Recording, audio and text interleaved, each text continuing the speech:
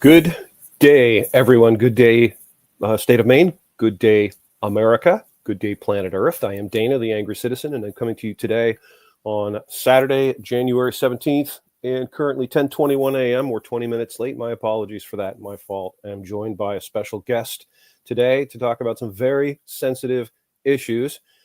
Be prepared for your ears to melt off and/or for the censors of the world to come in and try to shut down this message, because we're going to talk about things that you're kind of not supposed to talk about. We'll do our best to use terminology that won't get us in trouble, but I think everyone in the country needs to really heavily consider the fact that when you speak, there are Ministry of Propaganda agents listening, and they're going to swoop in and shut you off as soon as you say something that they don't approve of, with reckless and callous disregard for the truth. And I speak the truth and stand on truth, because the truth is the sword of God, as I have said many times. So before we begin, I want to give a shout out to my sponsor. My sponsor is The Flame USA. You can go to theflameusa.com. You can get yourself an electronic subscription.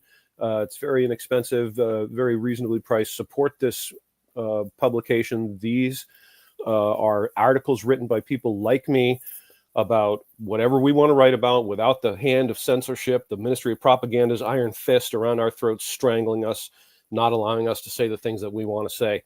So I would strongly recommend that you support them, and you can get an actual physical subscription. I have one. I have one that's way bigger than what I need, and I just give them out to people.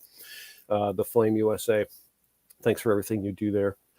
So today I'm joined by my friend, ally, and sister, Tiffany Kreck, from the group known as Health Choice Maine. And we're going to talk about some stuff that's going to, like I said, melt your ears off. So Tiffany, thanks for joining me. I appreciate it, as always. Yeah, thanks for having me, as always. It's time. I mean, when you and I spoke yesterday, and just so to get you all up to speed, I saw a Facebook post about a baby in Maine, baby Sawyers, that you can look up baby Sawyer if you want to find out what this is about. And this baby was given a whole bunch of injections, died within, 48 hours, I think, of these injections, a large quantity of injections, died. We are told in America, and I want you to think about this very carefully, America, because this really makes me angry. This has made me angry for years. When I was young, I heard about this thing they call sudden infant death syndrome. And I said, as a naive child, what the heck is this sudden infant death syndrome? Well, it's just what it means. It's sudden, so it happens just right out of the blue, no reason. It's infants, so we know that infants are dying. This has happened for decades. And it's a syndrome. What's a syndrome? It's a thing that happens. See, it tells you nothing. The label tells you nothing. And I said, well, this doesn't make any sense. Babies don't die for no. I'm right. Okay. And you know I'm right. Anyone listening, and all the people in the medical field, they all turn a blind eye and go, hey, stuff happens. We don't understand everything. Well, we do understand that if you give babies injections of virtually anything, it might pose a problem to their health. Babies weren't designed to be injected with stuff. And then you have to ask, what is the stuff that they're being injected with?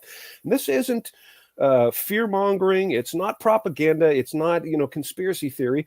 It's science, cold, hard science. What are you injecting into this child? Why? What does it do? These are all reasonable questions. So baby dies. The parents get, oh, gee, we're so sorry this happens. We don't know why.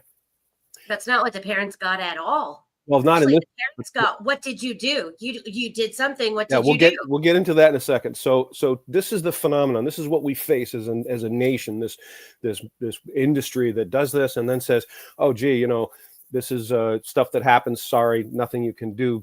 Boo-hoo. So as Tiffany just said, in this case, it went a step above this. Like, now we're trying to literally blame the parents and treat them like criminals.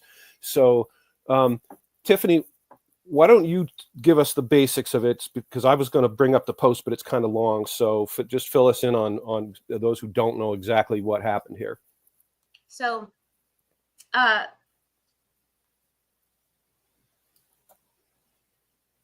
it's 2025. So now I'm having to redo math in my head for how long ago this was. I got a phone call from a nurse practitioner. I want to say about a little over a year ago. She had a niece who was a new mom of a 4-month-old infant who had recently passed away. And she was concerned about the way not only the way that the investigation was being handled, the way her niece was being basically treated by the investigators, which they have a job to do. However, we'll get into that. But also the blatant disregard for questions that the mother had as well. And she reached out to us. She had been referred to us because the mother, who was a registered nurse, by the way, so not a layman, she had concerns because her infant, before he died, had already not been feeling well. He had a rash. He had a mild cold. He was being treated for the rash. Now, once upon a time, we actually knew that you should not vaccinate when a child is already in an immunoresponse. Used to, pediatricians would wait until the child was well again. That has not been the standard of care for 15 years now. Now they will tell you, no, in fact, we shouldn't wait. We should do it now. That is what had happened. She goes to a well-child checkup. This child is given the 4-month standard, which is already far more than what I think most people would realize. She takes him home. She gives him a partial dose of Tylenol because he's clearly uncomfortable, not feeling well. There are little things that start happening throughout the day that she's concerned about. Just in general with his overall behavior, he's not eating like he usually does. He is. Wasn't the baby screaming? I mean, and what I read, I thought I read that. Yep. And this is something that happens sort of somewhat commonly, yes, yeah, when babies get these shots. Vaccine injury moms used to call it the Tdap scream. It is this blood-curdling scream of just absolute agony. I remember my own son experienced it, and 15 years later, I can still remember the sound of that scream. It's not your normal hungry cry, tired cry, grumpy cry. It is almost soul-crushing to a mother. And everyone should think about that. Everyone who's listening to this, if you don't know what this is, think about this. Your child is in agony. You go to the so-called pediatrician. They inject the child. They tell you it's safe. They tell you it's effective. Your child begins to scream. Okay, and as a parent, we know that children don't just do this for no reason. They don't just do it because they feel like they need some attention. Babies scream when they're in pain, and so that baby is in agony, as Tiffany said. And it's really, as a father, it makes my blood boil. And not only that, as we're going to get to in a second, the response from the medical industry, which, and Tiffany's described this in a podcast we did, what happened to her, where they cut you out. They give you the cold shoulder. Then they're no longer helpful, friendly, caring. You know how they're so cheery and happy and caring and everything when the baby's coming, and then all of a sudden when they do this, baby's in distress, you're in distress as a parent, and now they're all their whole demeanor changes, doesn't it? They're no longer friendly, caring, helpful people. Now they're being vaguely and sometimes overtly hostile. And Tiffany, if I remember correctly, your pediatrician basically divorced you when that happened to you, so we can't help you anymore, right? Yep. Actually, you're not welcome here. The whole way to the hospital, when I was rushing my son to the hospital after his injury, the whole way to the hospital and calling the pediatrician's office, at this point in time, I know nothing about any of this. Okay. I am just a mom whose kid is now burning up, 104.9 fever after Tylenol. Mm-hmm. He is screaming bloody murder. He has gone lethargic. He is projectile vomiting. I am terrified. I am thinking naively that something happened, that they mixed up one of the shots with something he shouldn't have had, mm-hmm. that maybe one of the shots is bad, like maybe it expired or so. I'm not thinking that this is kind of normal at all, right? So I'm calling the pediatrician the whole way to the hospital and leaving messages. I never got a call back. Wow. And a week later, I got a letter in the mail that we had been ejected from the practice. Did they give you a reason? No, not really. I was Okay. just problematic. I was a troublemaker because Yes. Well, I know that about you. to shut up about the fact that my son almost died an hour after he was given 5 shots. Yep. So in this case, this little baby was given, according to this post. I just sent you an email if you want to put the screenshot up. Okay. I just sent you an email so that people can actually see it for themselves. Okay. The standard schedule that's used by most pediatricians here in Maine. And this is actually a photograph that I took myself inside, like from the Northern Light Pediatric offices, which is where my son goes to the doctor at. This is their standard schedule. So I just want people to see it for themselves, because for a 4-month-old infant, we are now giving diphtheria, tetanus, acellular pertussis, Hib, polio, Prevnar 13, and I actually think Prevnar 13 might have just been replaced with Prevnar 20, which has 13 different strains of meningococcal. And then Rototec, which is rotavirus. So that is 7 different things that we are vaccinating for at the 4-month appointment. One of the common shots being given now by a lot of these pediatricians as well is Pediarix.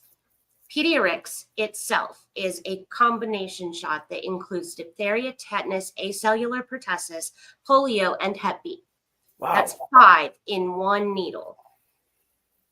The Pediarix and Infinrix, which is just another manufacturer for the same vaccine, right? Like it's just a different brand.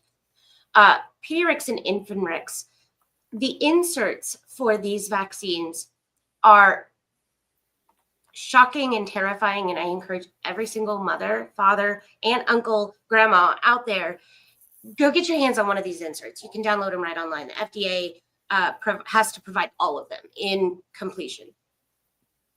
In these inserts, it actually states that in the safety trial for these shots, several infants died of SIDS.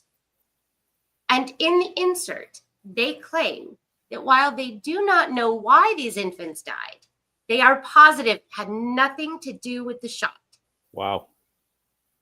Which it's a recurring theme. They're not even trying anymore, right? Like they're not even trying to like hide it and cover it up anymore. They're just like, yeah, we don't know. Yeah. Well, because people fall for it. And unfortunately, they've successfully created this environment where what happened to you is sort of vaguely common, that they're going to push these. And then if anything happens, they immediately circle the wagons and say, first thing they say, which is very unscientific, is what you just pointed out. We are certain this has nothing to do with these injections that we just gave this baby, which is categorically absurd. If you're a man of science, if you reason and you think, okay, and I'm not a doctor, I didn't go through medical school. Pretty sure I could, by the way, America. I'm a pretty smart guy. And if I wanted to go to medical school and had the means to do it, I could have done it and I could have become a doctor. But I know that 2 and 2 equals 4. And if you take a normal, healthy child and you inject him full of potentially highly toxic chemicals, and then that child has some immediate or very quick response in a manner of taking ill, high fever, vomiting, screaming, and if that child dies, a man of science must acknowledge the extremely high likelihood that the reason the child died was because they just got injected with a whole bunch of toxic chemicals, formaldehyde, polysorbate 80. The list is horrendous. And I want to touch on something quickly before we move on that's critical, that everyone needs to be thinking about, which is that at the core of this issue is the fact that the doctor comes to you and says, I have this procedure, and they don't ask you if you'd like it. They literally will assume it. It's an assumptive sale. We're going to do this because everyone does it. Obviously, you're going to do it because you're a good parent, right? So they're strong-arming you right off the bat. And then the most important thing that we forget to really dwell on and hit hard on every single time is no informed consent. They don't say to you, if we do this, there are some repercussions, potentially, some side effects, they call these. Okay, I hate that term, but okay, let's call them side effects. They don't just tell you these things might happen, even if they are unlikely. They That's a owe you really good that. point. And that's actually something that I have harped on for years now, is the lack of informed consent. The day that I took my son to his appointment to get caught up on his shots, I asked a few questions. I didn't ask enough, and I didn't push hard enough for answers. I will be perfectly honest about that. But I did ask questions. I was especially concerned with how many shots he was being given in one day.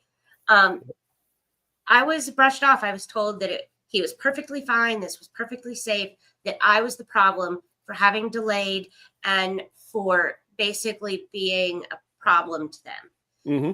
To this day, I stand by the fact, if they had been honest and forthright with me, if they had told me outright, yeah,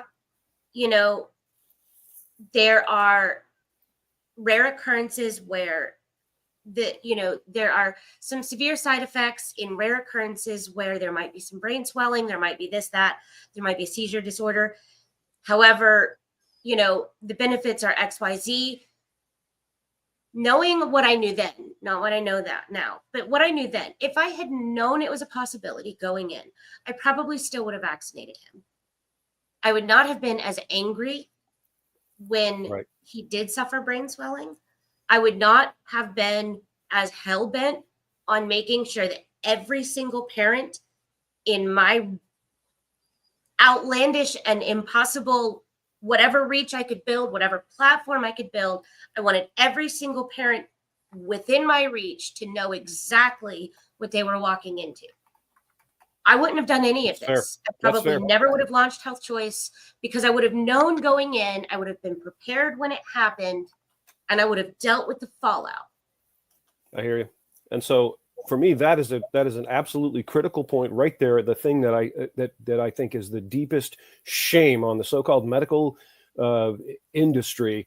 And think of all the pain and suffering and the dead babies that have been generated by this action. It's infuriating. It's demonic in scale. And one of the related points that I like to cover at the same time I talk about the lack of informed consent is the general theme that they project, that these diseases are a terrible, lurking, constant, deadly menace. They are sitting and hiding out in the world, waiting to leap out and pounce on your child and make them horribly ill. They exaggerate the dangers. Look at measles. Back in the 50s, measles was no big deal.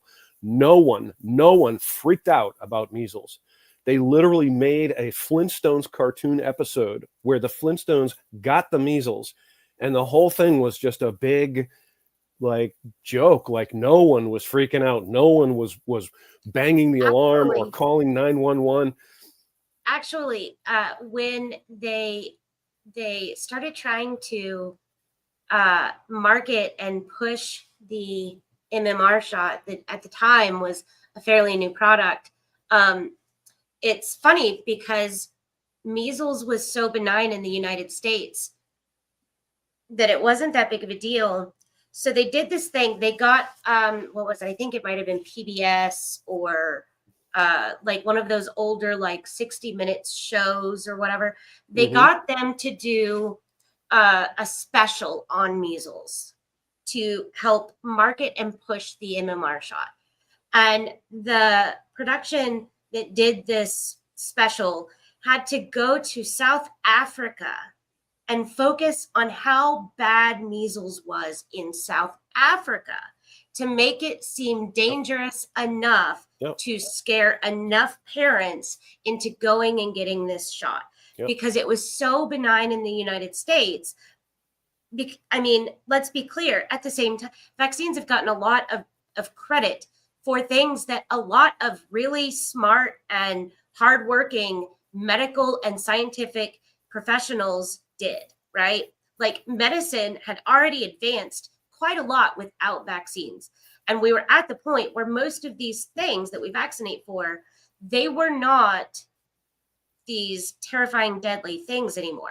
Like, we had already sort of dealt with those issues. So by the time this happens, the measles is so benign in the United States. It's no big deal. It's essential to chickenpox. And in fact, if you think about it, the same thing is happening with chickenpox now. My generation, my son's generation is starting to fear chickenpox the way that we were raised to fear measles, which is hilarious to me. Like, it is. But yeah, they had to go to South Africa to even try to make it seem bad enough to make parents want to get this.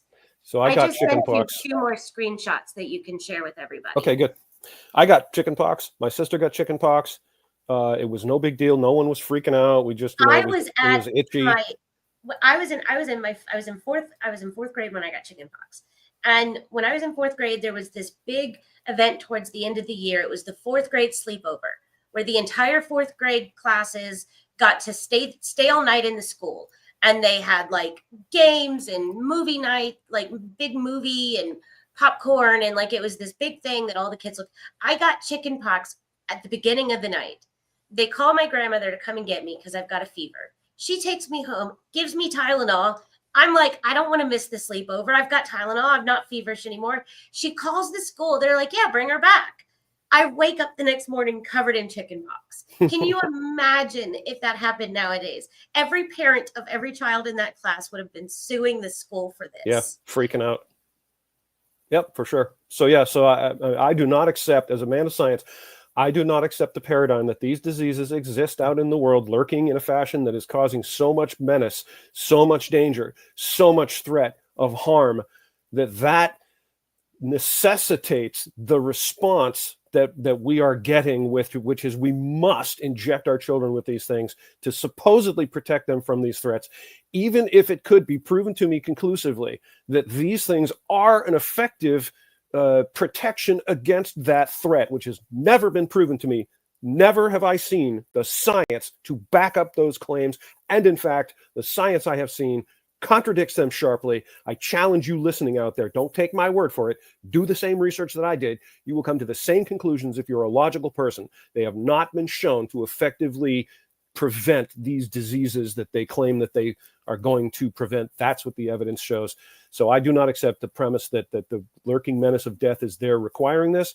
I do not accept the paradigm that these are effective solutions. I do not accept the environment where parents are strong-armed, threatened, coerced, and harassed into accepting them, deprived of information that they would need to decide if this is appropriate for their child, and then shamed, ridiculed, and harassed, and threatened, and even have their children taken from them by agents because they refuse to, or when and if such side effects occur, as have been described by us here. It's the whole thing is just a scam. It infuriates me. So, okay, go ahead, Tiff. I'm done.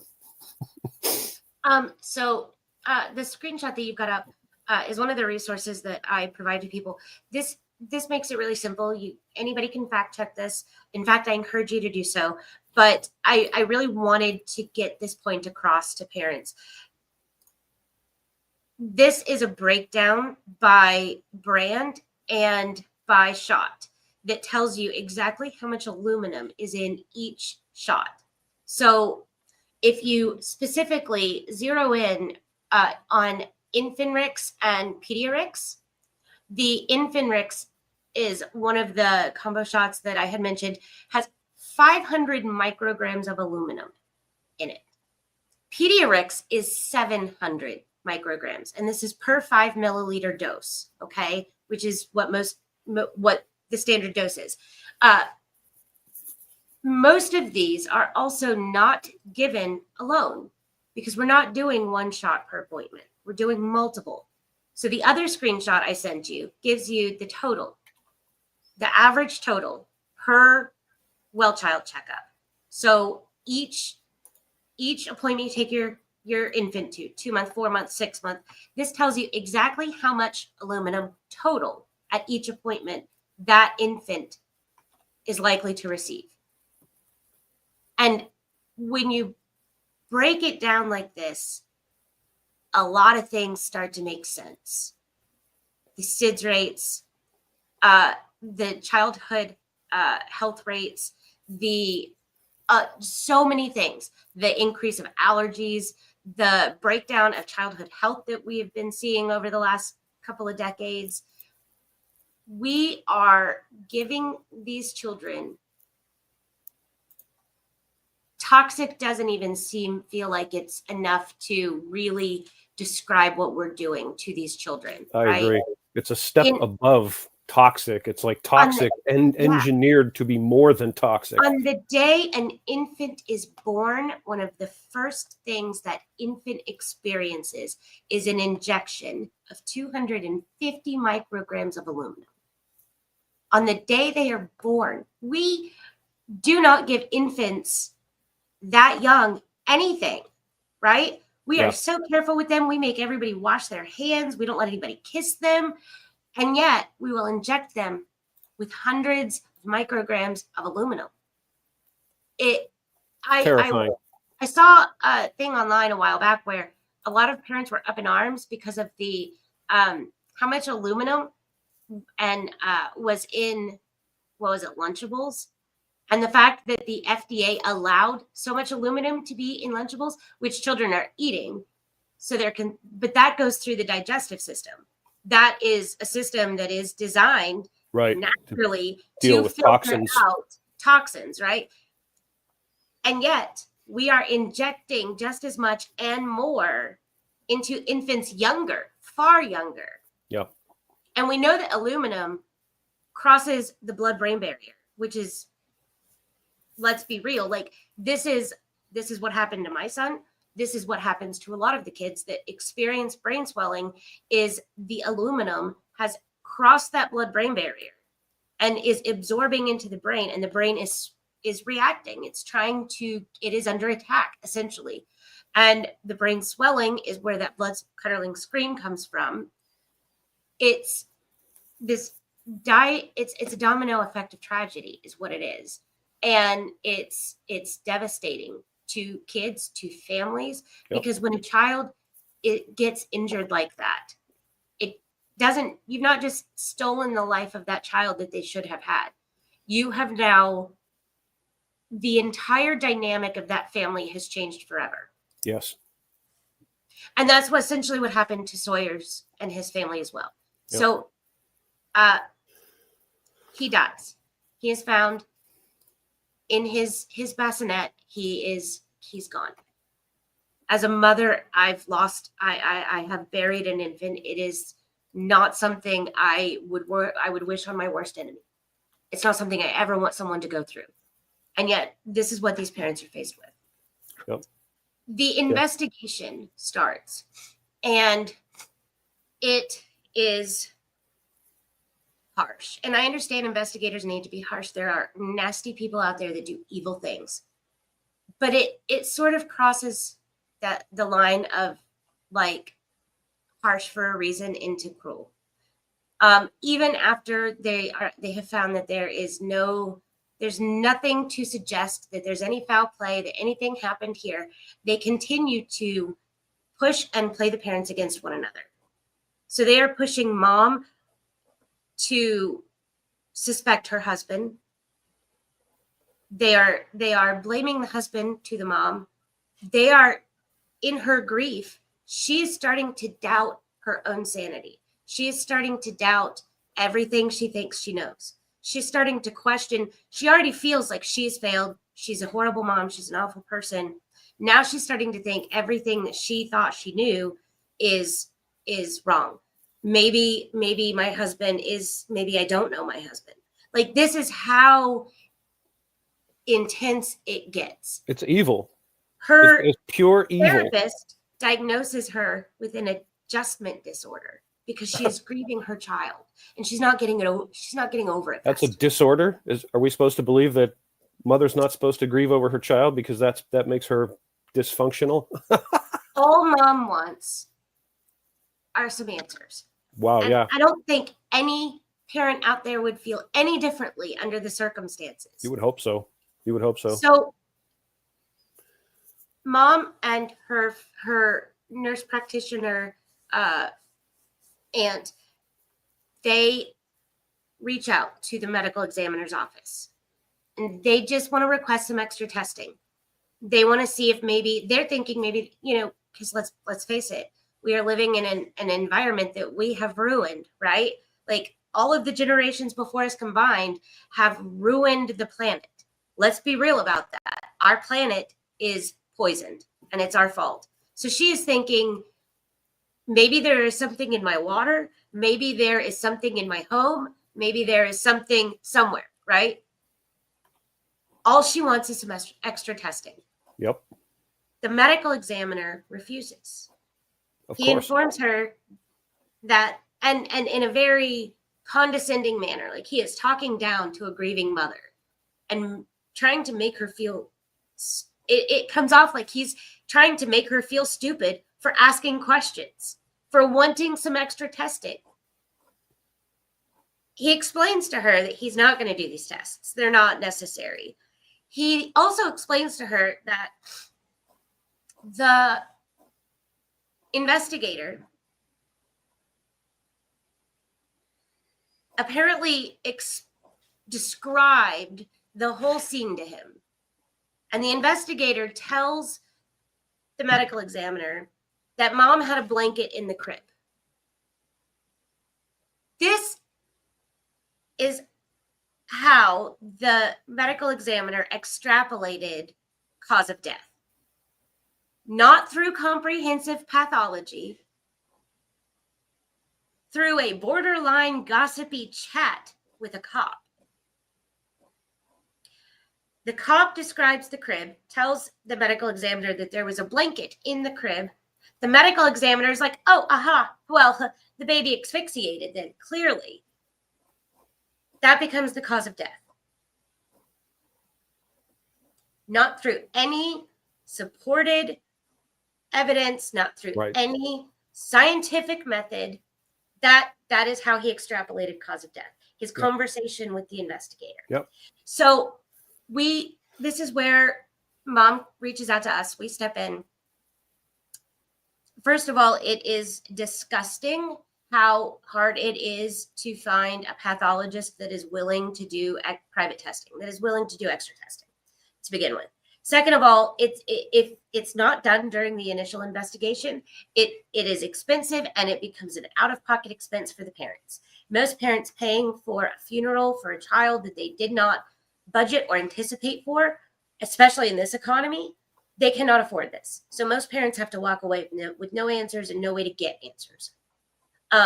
It took us months to obtain private testing, which was pretty basic, like pretty basic testing. We're not asking for cutting edge technology here. We're asking for standard pathology. The results come back. And even knowing what I knew, like I already knew what we were going to find to a degree, right? Like I had already suspected. My jaw still hit the floor when I saw these results. This infant's blood had 95 micrograms of aluminum per liter in his blood. 95 micrograms per liter.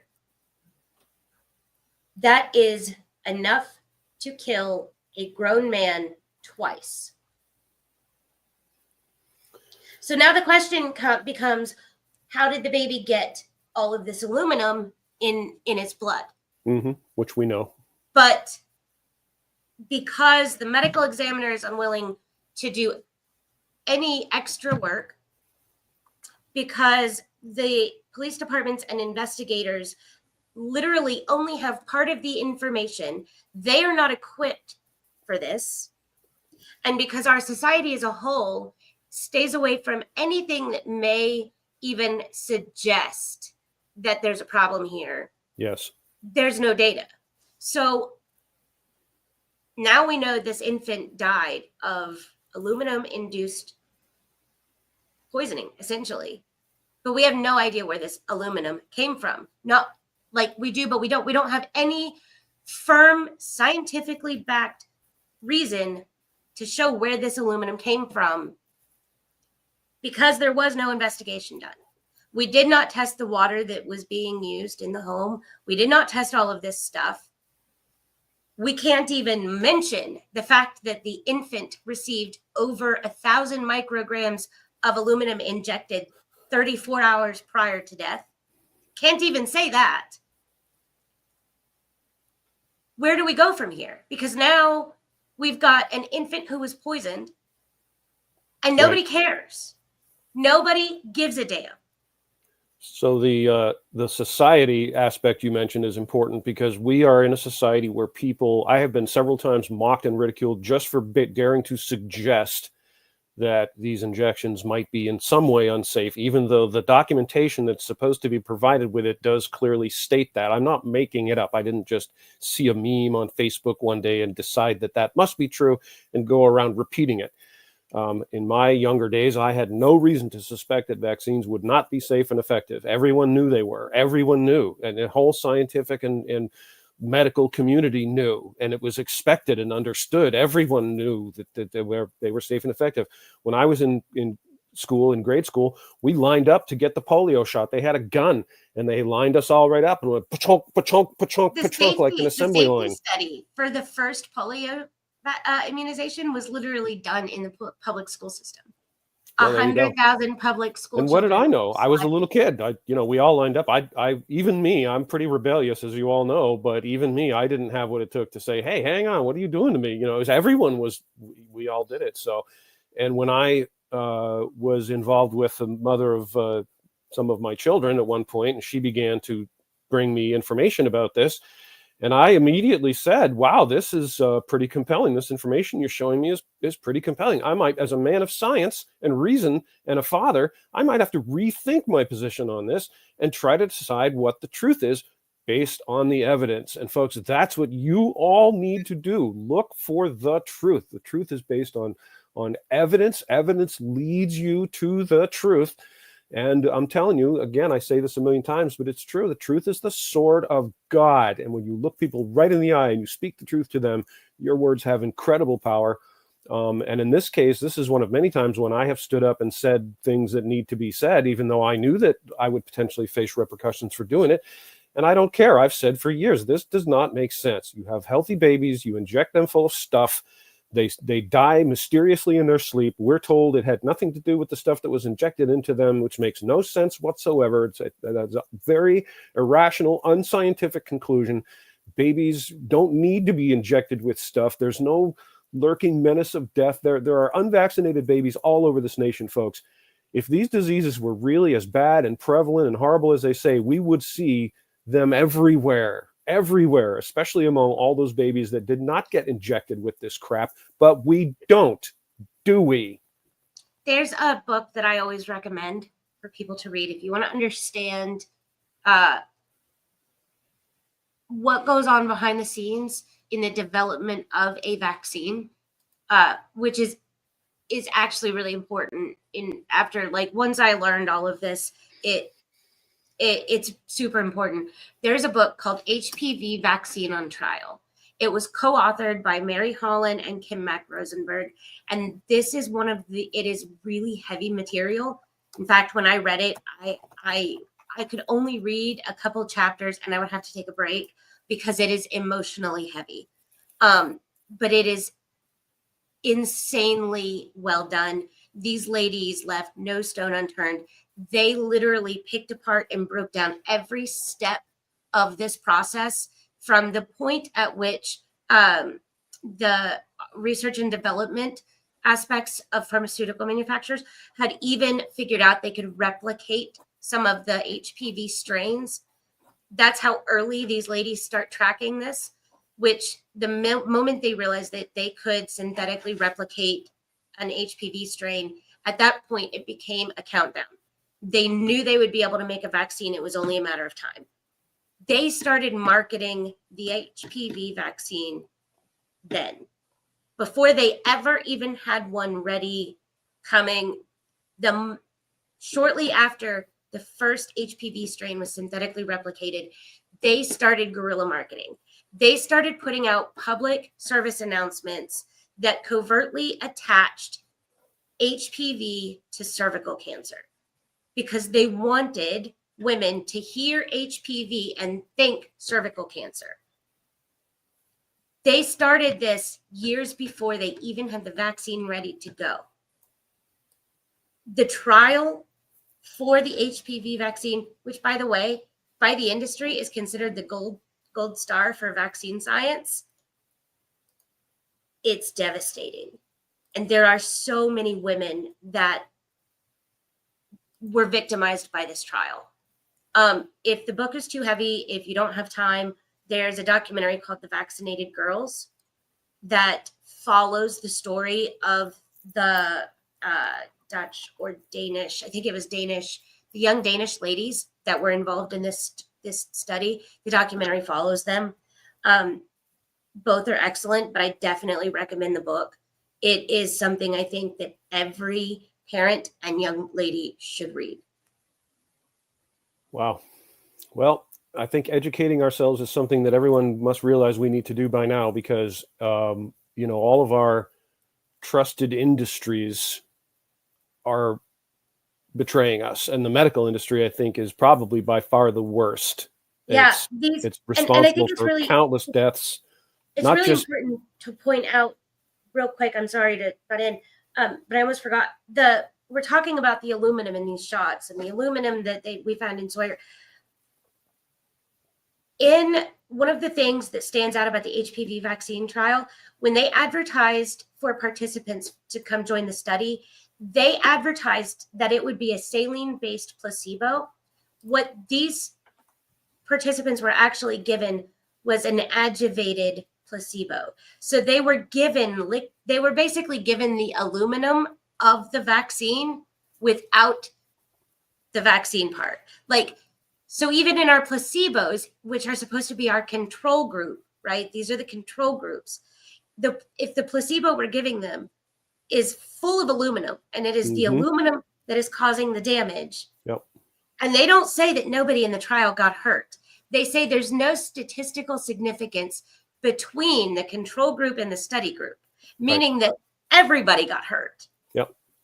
Yep. So, and just to quickly summarize what Tiffany's saying for those who, if you've not studied this issue at all, and I hope you do, you have a trial, you have two groups, you have one you give the medicine to, and you have one that you give the placebo. The placebo is supposed to be inert. That means it's like you give someone a sugar pill if you're giving them a pill. So you give these guys the drug, you give these guys a sugar pill.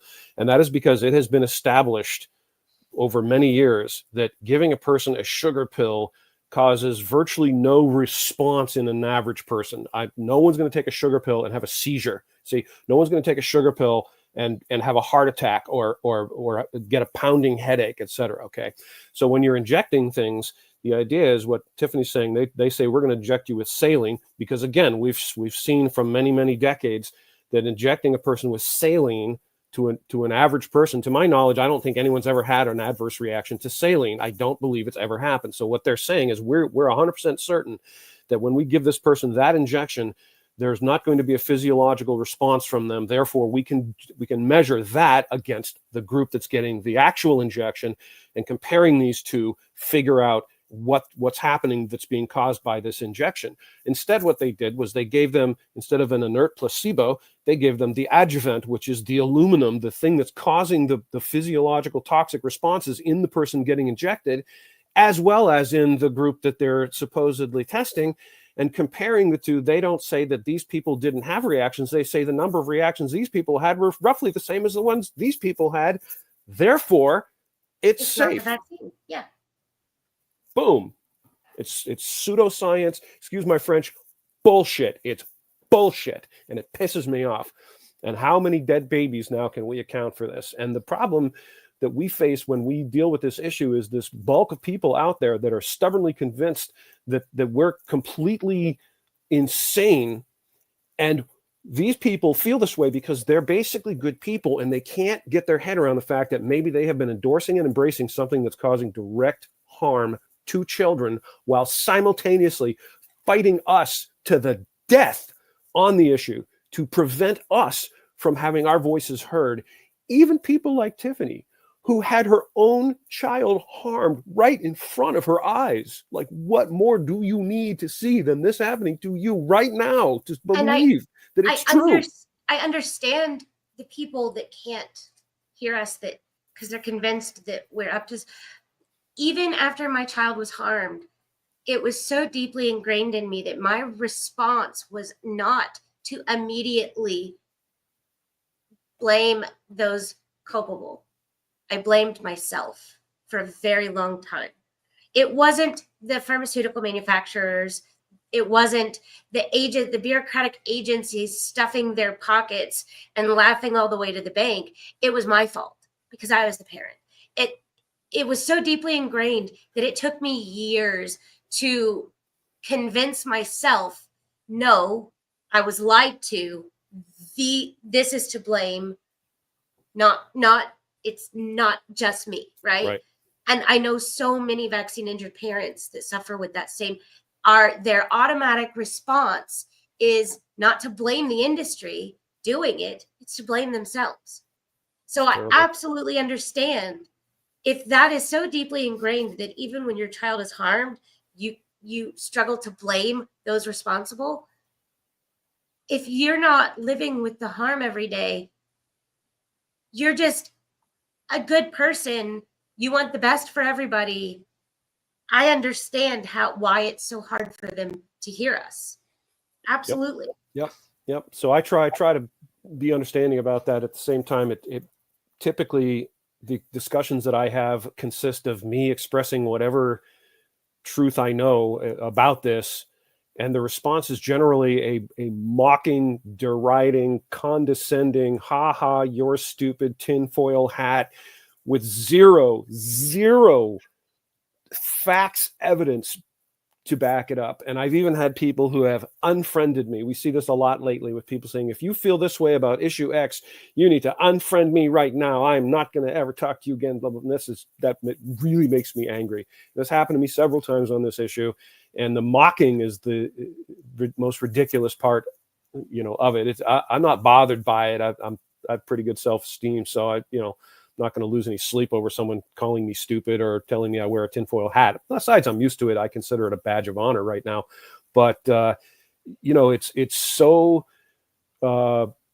difficult to accept this reality where these people are so utterly, blindly convinced of the rightness of what they believe. They won't even look at the evidence. They won't even just say, okay, I'll take a look. Ask them, are you familiar with the ingredients? Can you tell me any ingredient in any vaccine? Can you tell me the side effects? Do you know what they are? I guarantee you don't. Have you ever actually read a package insert? I have. Have you? No. Do you know what the VAERS system is? Are you familiar with it? Do you even know it exists? Have you ever looked at it? I have.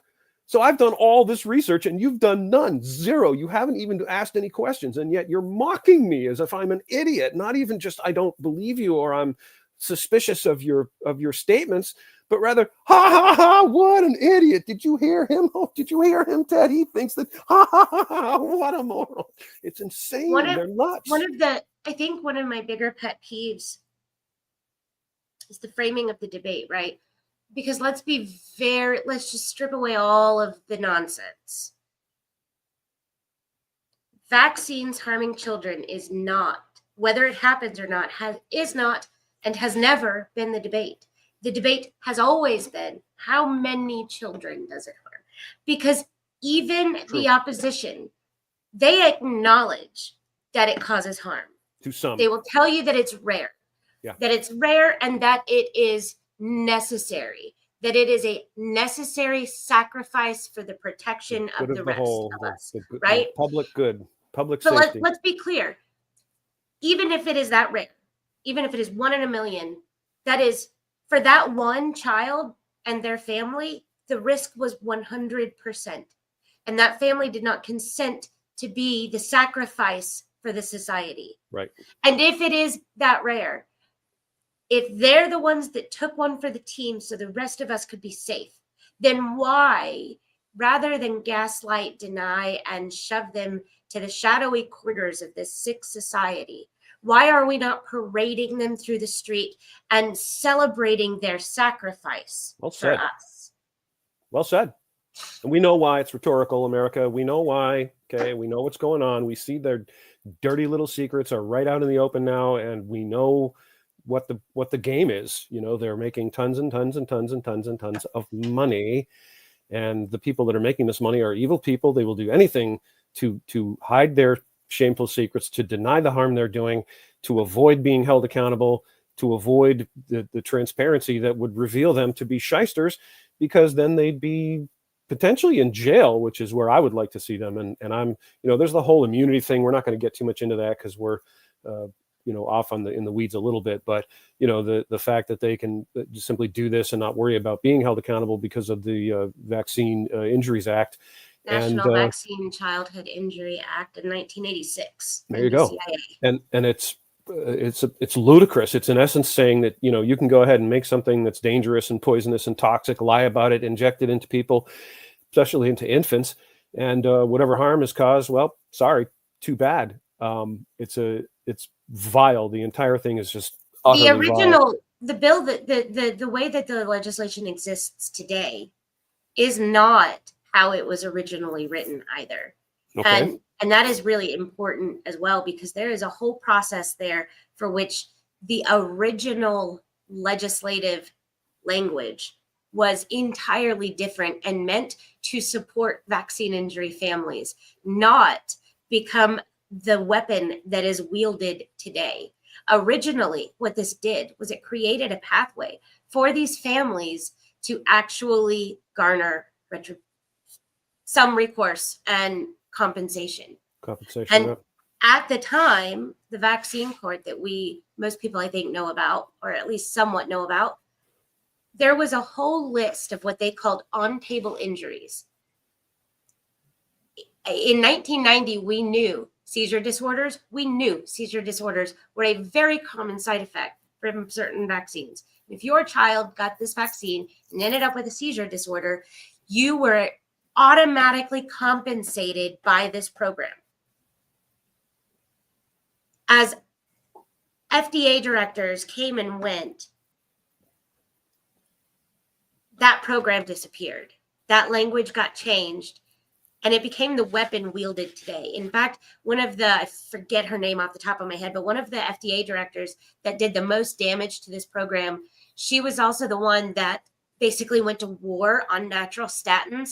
Turns out she left her position at the FDA and immediately went to a very prestigious board position for AstraZeneca. AstraZeneca, by the way, held one of the only statin patents back then. So she basically used her position to clear out all of the competition for AstraZeneca. She also is the primary person who cut almost all of the acknowledged injuries that were already acknowledged on table injuries. She cut almost the whole list off. And she's the reason why, instead of the vaccine companies having to prove that their product did not do this to your child, now parents had to prove it did. I found this on the web. I think this is probably the woman you're talking about, Badrul Chowdhury, moving to AstraZeneca. Oh, no, that's a he. Okay, sorry. Not the first time, by the way.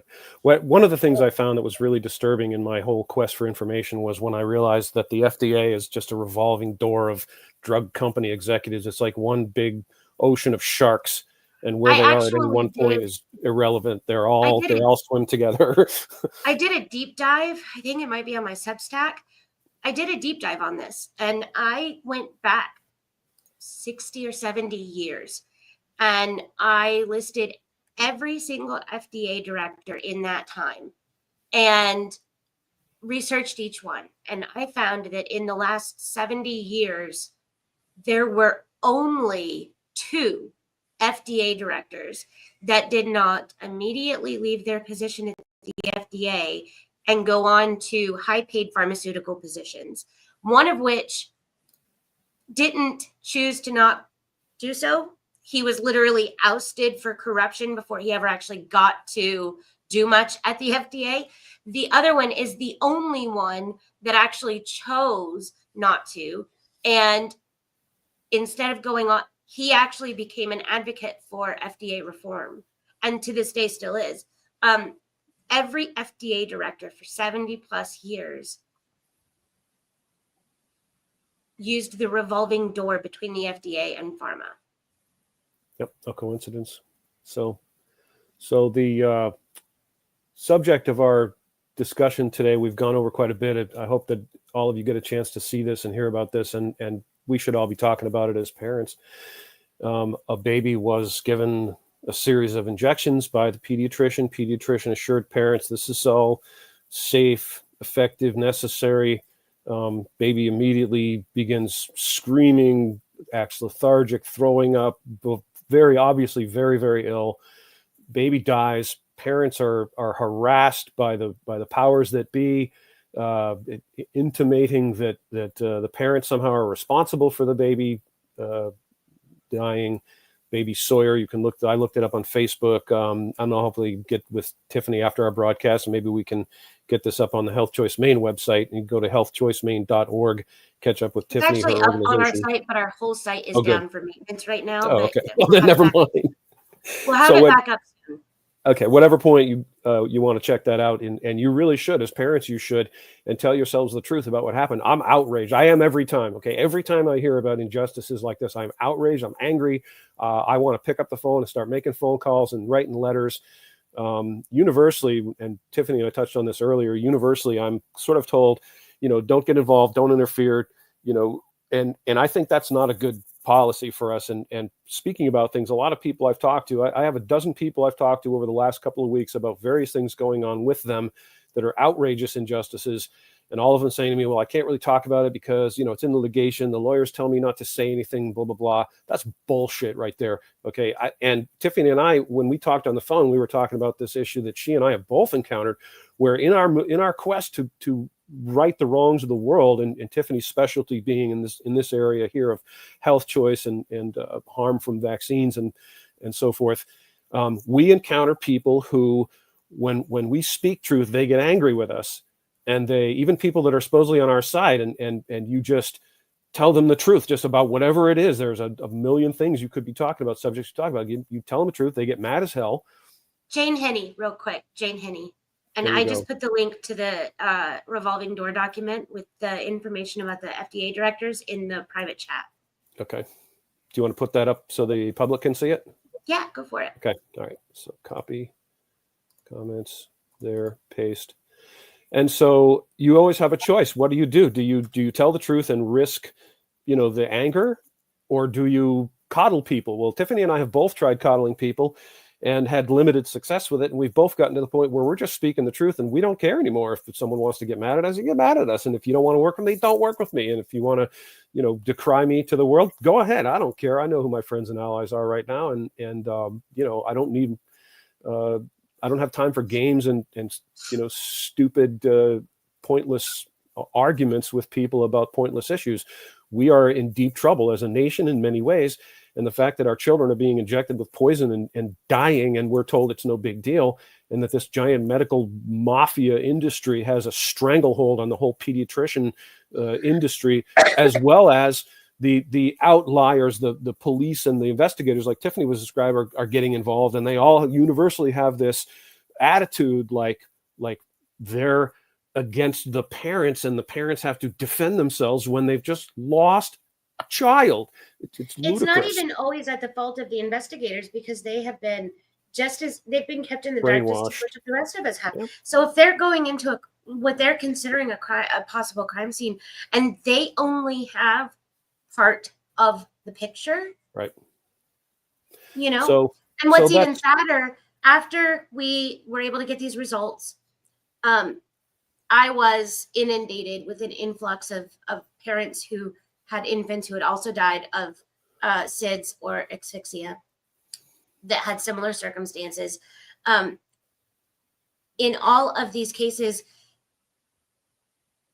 first of all, of a majority of the autopsies I reviewed, most of these cases, just for parents out there to be aware, pediatrics became a very common denominator.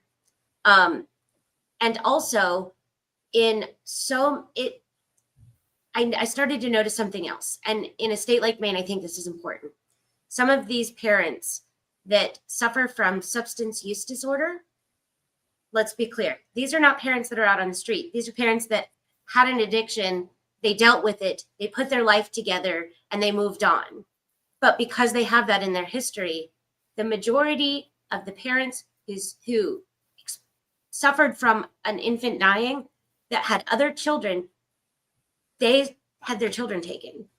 The ones that had addiction issues in their history, didn't matter how well they were, how long they had been well, Right. they came in and took those other children immediately without investigation. Before the investigation started, they took those children.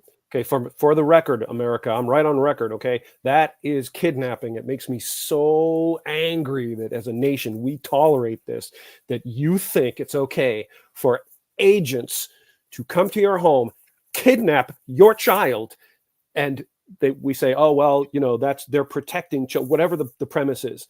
It is kidnapping. It's a felony, and by God, before I die, I will see some of these people unless the government does it. Arrested and thrown in jail. I don't care who did it. Okay, it's on record. It's a crime, and by God, these people will be charged with. Let's break this down very clearly. Again, let's strip away the bullshit. Okay, we are experiencing an epidemic of addiction as a direct result of a pharmaceutical company's corruption. Okay, Purdue Pharma targeted states like Maine, West Virginia, and Kentucky to literally launch and develop their OxyContin marketing programs because they identified our states as not weaker, but susceptible. Yes, because our states are literally propped up on the backbreaking labor of our people. So they took advantage of that, targeted our states, destroyed countless families in doing so, because they promised them a drug that was safe, effective, and not addictive. Mm-hmm. They lied. Families get the opposite. What a shock. Right. Purdue Pharma walks away. Okay. They didn't even have to give back all of their money. Yep. Their version of bankruptcy is not the same as yours and mine. Let's be clear about that. Okay. They walk away. They get to go on and laugh all the way to the bank again. Yep. Okay. Now you've got broken families suffering under addiction, trying like hell to save their family members. The ones that climb out of that hell and manage to build some semblance of a life for themselves. Now they take their infant to a doctor to keep that infant safe because they're told this is what you have to do to be a good parent. And let's be clear, the medical industry, when you have a substance abuse disorder in your history, even the pediatrician of your children will treat you differently. And now you're afraid to even say no. Right. I know so many parents that had a history of substance abuse that have told me that they are afraid to say no. Well, we need to change that. They are threatened every step of the way. Yeah, so now they vaccinate because they're told that's what you have to do to be a good parent. Right. Now their infant is gone, dead. Yep. Or again, injured. And now they now the government is dealing with an autistic child, their children, and the only difference between them and the family next door whose infant died is that they were victimized by pharmaceutical manufacturers twice. Yep. So we need to change that. That's where I'm standing on this whole issue, as you know, and you know, Tiffany and I both have been more or less on the same page since we've known each other with this, and we both face the same challenges. And I think the biggest challenge we face is that, generally speaking, a lot of our allies are not terribly reliable. Some are. Tiffany always shows up every time I've asked her to speak at my events, every time I've asked her to do a podcast, and she says she'll be here. This morning she was late because I forgot to send her the invite, and then I sent it to the wrong email address, so that was on me. Tiffany shows up, okay? Some people show up. My buddy Ohio Brett shows up. Some people show up. A lot of people don't. They want fame and glory, and I'm telling you, America, right now is not the time to argue over whose damn idea it is. We need to get together. We need to unite on these things. The step one is information. Find out the truth of all things before you form an opinion, before you decide that this is true and that's false, or this person's a liar, or this person's a conspiracy theorist, or whatever lame excuse you want to use not to investigate. Investigate, think about it, reason, come to accurate conclusions. Once you do that, we all need to demand accountability from our public servants, because these are the people that foment these kinds of situations by passing idiotic laws that supposedly require you to get your child injected with these things before they're allowed to attend public, aka government-run schools, which is a crock of shit, and it pisses me off because then they get no informed consent, no accountability, no transparency, and no justice for the people that get harmed. And instead of getting justice, they get attacked further at the worst time of their life after witnessing their child suffer and die. They get attacked by this system that's supposedly there to protect us all. I call bullshit on that. And I'm going to be very loud about this, as well as very loud about some other things.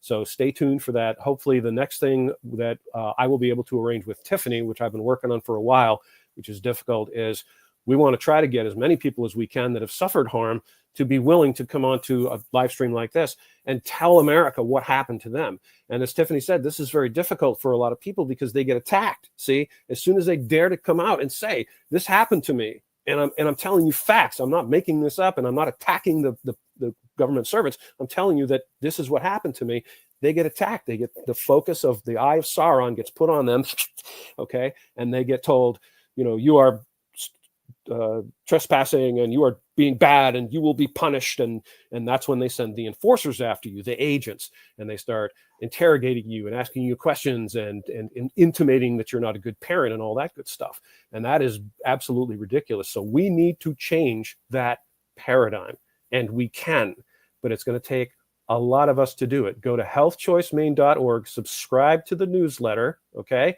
You're going to hear from Tiffany about important issues. She and I have been talking. I've told her I'd help her out in any way I can.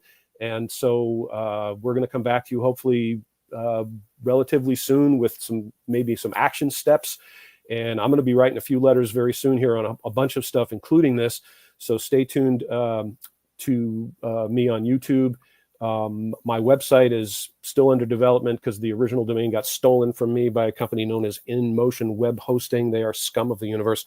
But you can go to theangrycitizen.org and you will find my presence there, although there's no content there yet, but there will be very soon. And this is going to be one of the subjects that's going to be at the top of my list.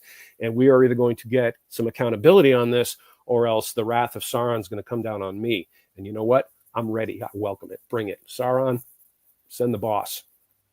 Tiffany, you have any parting words for our guests and viewers? I will add, if anybody out there if you have been affected, injured, harmed, or your child has, and you would like to even consider coming out and talking about it, but you are scared, I see you, I hear you, I've been you.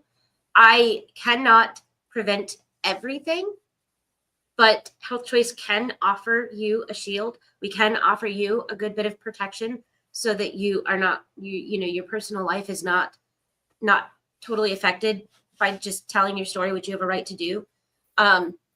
So reaching out and talking to us about it and seeing what your options are. We won't pressure you. You don't have to make a decision right away. You can ask us questions and we'll be there to support you every step of the way, whether you choose to or not. It's important that we find each other. When my son was injured, I was lost. I was clueless. I had no idea what to do. The only thing I knew is that basically the medical community had just slammed its door in my face. Nobody was willing to help. It was autism moms that found me and took me under their wing, helped me help my son. Those ladies are the only reason that my son is verbal and will go on to lead a mostly normal life now. Because of this, and in honor of them, we are one of the only organizations that provide individual support for families dealing with these issues. You can reach out. If we can help, we will. We can't promise you that we can fix everything, but we will throw everything we've got at it and you won't have to do it alone. So if you reach out, we're here. You're not alone. There is a bigger community than anybody understands in Maine. All we have to do is actually look up and look at each other. One of the cooler parts of my job that I always tell people is I get to see just how many of this there are now. I promise you, there are more, even in your area likely, than you even realize. You are not alone. And it is time for us to start finding one another and being the community that we were meant to be. Well said. Hear, hear. So to basically just emphasize what Tiffany's saying here, folks, we have great power in numbers. The more of us there are united on any issue, the more our voices will be heard. I'm willing to be a voice, okay, and I'm loud, and I don't care about the repercussions. Whoever they are, agents. I'm still a little offended that the FBI hasn't been to visit me yet. I'm thinking maybe I'm not doing my job the right way because You got time. They don't see me as a threat. I'm really pissed. I was looking forward to it. I had my speech all prepared, questions I was going to ask. I was excited about it. It hasn't happened. But I am willing to say whatever needs to be said and bear the repercussions. I don't care. Meanwhile, all of you out there who have experienced harm and experienced injustices are given all these constraints, like parents who have had their children injured or even killed. And you have all these pressures and focuses on you. You don't have to be loud like I am. You can join together in a group and you can support each other. That's what Tiffany provides, the resource that Tiffany provides. And I implore you to take advantage of it. There's no obligation. There's no cost to you. It's nothing but sharing information, and you will gain strength in numbers. The more of you there are united around this core issue of harm to your children, which you have every right to be angry about. I'm angry about, even though they're not my children. I'm mad as hell. Okay, I'm mad as a wet hornet, and I want to see heads roll for this. And I am going to do whatever I can do to see that happen.